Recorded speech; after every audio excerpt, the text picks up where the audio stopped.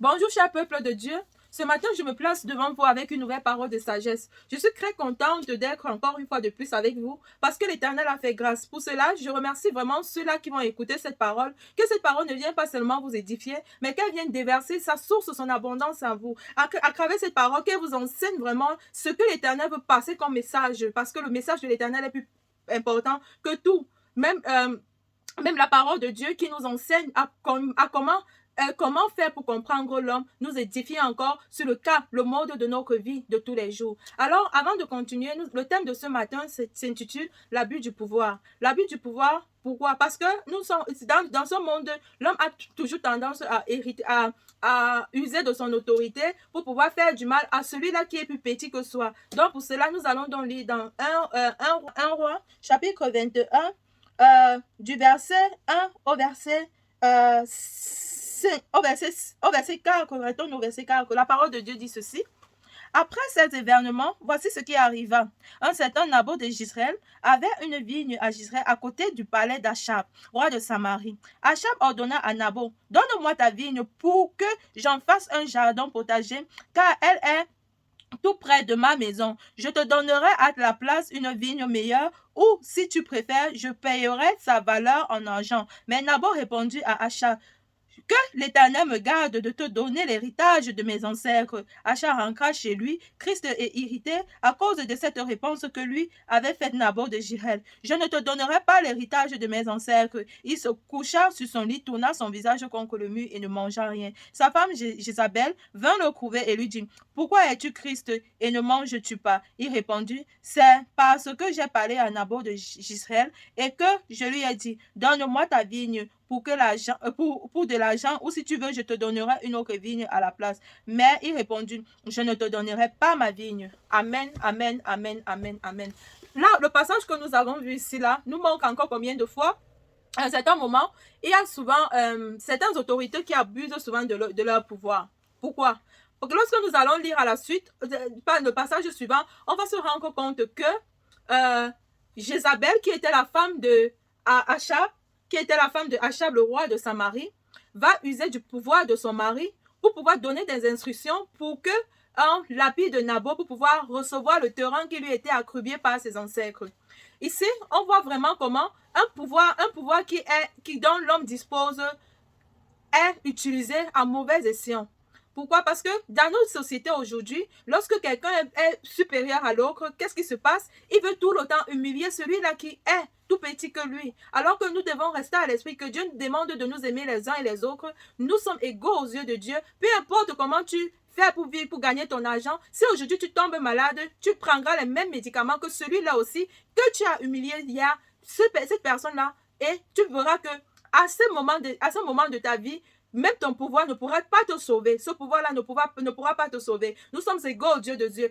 Nous venons sur cette terre étant nus. Et comme nous venons sur cette terre nue, c'est comme ça que nous retournerons aussi poussière. Ayons toujours à l'esprit que lorsque tu humilies ton frère, c'est toi-même que tu humilies. On verra plus tard que l'Éternel va envoyer son prophète afin de donner, de transmettre le message, son prophète Élie, afin de transmettre son message au roi Achab pour lui faire comprendre que, voilà, étant donné que tu as fait lapider par ton pouvoir, c'est plus que c'est pas sa femme qui l'est passé. Il pouvait dire que non, je ne le veux pas, je refuse cela. Il pouvait taper. On sait que dans nos familles, on sait que l'homme a toujours le pouvoir. C'est l'homme qui décide. La femme est là pour obéir. La femme est là pour regarder. Elle est là pour être à la côte de son mari, c'est-à-dire comme elle a été créée à travers cette côte-là, elle est là pour épauler son mari.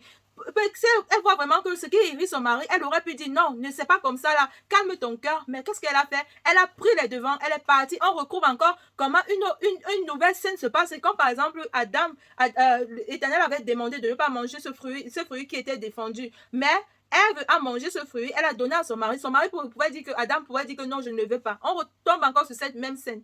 L'humiliation ne sert à rien dans la vie. Lorsque tu humilies quelqu'un, sache que toi aussi on t'humiliera demain. Lorsque tu fais du mal à quelqu'un, sache que ce mal-là retournera sur toi. Et pense-y à ta génération. Travaille la sueur de ton front sans toutefois faire du mal à quelqu'un. Avance dans ta vie. Si l'Éternel te bénit, tu dis merci Seigneur, tu m'as béni. Si l'Éternel décide de te déverser son abondance, dis merci Seigneur, tu m'as béni. Et aie toujours à l'idée de toujours revenir et d'aider aussi celui-là qui est auprès de toi. Parce que si l'Éternel te bénit, c'est pour que toi aussi tu bénisses ton frère. Si l'Éternel marche avec toi, c'est pour que toi aussi tu tisses ton frère et lui mettre sur le droit chemin. Ayons toujours à l'esprit de ne pas humilier ceux-là qui sont plus petits que nous, qui essaient de s'en sortir. Au même titre que toi, tu manges aujourd'hui, ils ne manquent de rien. Certes, ils n'ont pas de moyens comme toi, mais l'Éternel permet qu'ils puissent aussi avoir de quoi manger. Ils vivent mieux que toi même à la fin. Donc, soyons vraiment disciplinés dans notre vie lorsque l'Éternel décide de nous faire grâce. Et arrêtons, femme, tu es là pour épauler ton mari. Tu n'es pas là pour faire du mal à ton mari. Tu n'es pas là pour prendre les décisions pour ton mari.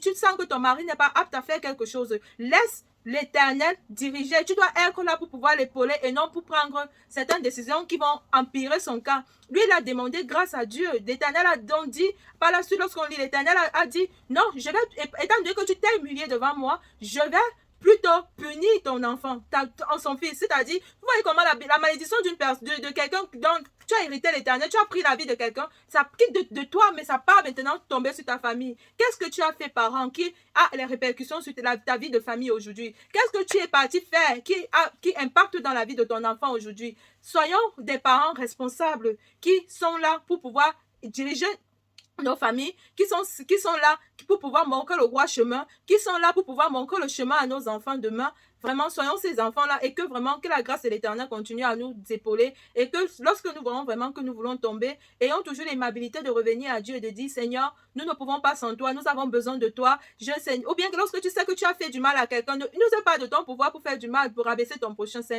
important. C'est important. C'était vraiment aujourd'hui, c'était ma parole de sagesse pour toi. J'espère que tu m'as écouté très bien. J'espère que tu sais de ce qu'il en est que lorsque tu veux faire du mal à quelqu'un. Souviens-toi que si je fais du mal à cette personne, comment est-ce que moi-même je vais me sentir dans ma peau? Ça pourrait être moi. C'est pas parce qu'aujourd'hui j'ai un pouvoir et je vais utiliser ce pouvoir-là. Mais qu'est-ce qu'il en est? C'est que je viens déposséder celui-là ou qui a travaillé à la sueur de son front. Donc, c'était vraiment ma parole de sagesse pour toi aujourd'hui. Désolée si j'ai été très longue. Je pourrais partir des heures et des heures pour parler de ça, mais je n'ai pas beaucoup de temps. C'est pour ça que je t'implore vraiment que la grâce de l'Éternel continue à être avec toi afin que tu ne puisses pas tomber aussi comme le roi Achab qui a eu à faire du mal à travers sa femme à Naboth.